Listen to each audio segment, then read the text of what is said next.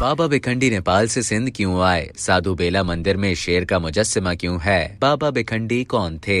सिंध का तीसरा बड़ा शहर सक्खर दरियाए सिंध के दाएं किनारे आबाद है। शहर की सबसे ऊंची इमारत मासूम शाजो मीनारों की चोटी से देखा जाए तो दरियाए सिंध के बीचों बीच साधु बेला दिखाई देगा, जहां शहर दरिया की चांदी माजी को छू कर गुजरती है। साधु बेला एक खूबसूरत जजीरा है जहाँ एक मशहूर और तारीखी मंदिर या तीरथ आस्थान है।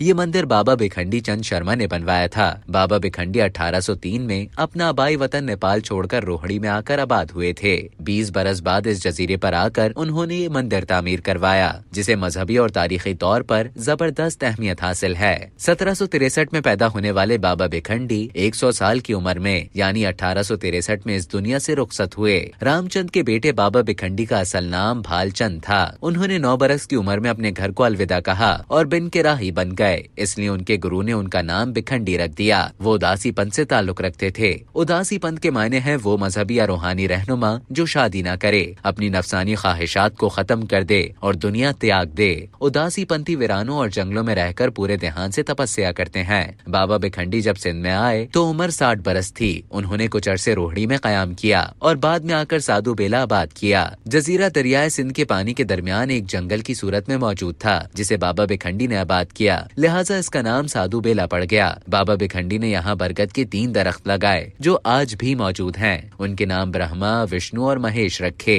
बाबा भिखंडी ने साधु बेला में आकर अपने जगत गुरु बाबा श्री चंद की तपस्या की। उन्होंने बाबा भिखंडी को दुआ दी थी कि तुम्हारा आस्थान एक दिन दुनिया का सबसे मशहूर तीरथ आस्थान बन जाएगा। शरीर छोड़ने से पहले उन्होंने अपने 2 खास चेलों भाई हरनाइन दास और भाई हर प्रसाद को नसीहत की थी कि साधु बेला एक बहुत बड़ा तीरथ आस्थान बनेगा, लिहाजा वहाँ पक्के मंदिर और साधुओं की रिहाइश के लिए पक्की कुटियाएं बनवाना। बाद में ऐसा ही किया गया। बाबा भिखंडी के बाद जो भी साधु बेला के गद्दी नशी बने वो भी बड़े दरवेश थे। क़याम पाकिस्तान के बाद साधु बेला के मोहनित स्वामी हरनाम दास थे। उन्होंने आम लोगों की भलाई के लिए बहुत काम किए। उनके ही दिनों में साधु बेला की तरक्की के लिए कई मंसूबे तैयार किए गए। जजीरे के चारों अतराफ संगमरमर के घाट और पत्थरों की दीवारें बनवाई गईं, ताकि दरिया का पानी मंदिर के इलाके को मुतासर न करे। साधु बेला के मरकजी मंदिर में श्रीमद भागवत और गुरु ग्रंथ के साथ श्री चंद बाबा, राम कृष्ण और दूसरे कई देवताओं की मूर्तियां रखी गई हैं। इसके अलावा एक बड़ी मूर्ति भी है जिसे त्रिलोकनाथ कहते हैं। इस मंदिर की तामीर मुनफरिद और खूबसूरत है। बड़ी अराजी पर फैले हुए बागात इस मंदिर के हुस्न को बेमिसाल करने का बाइस हैं।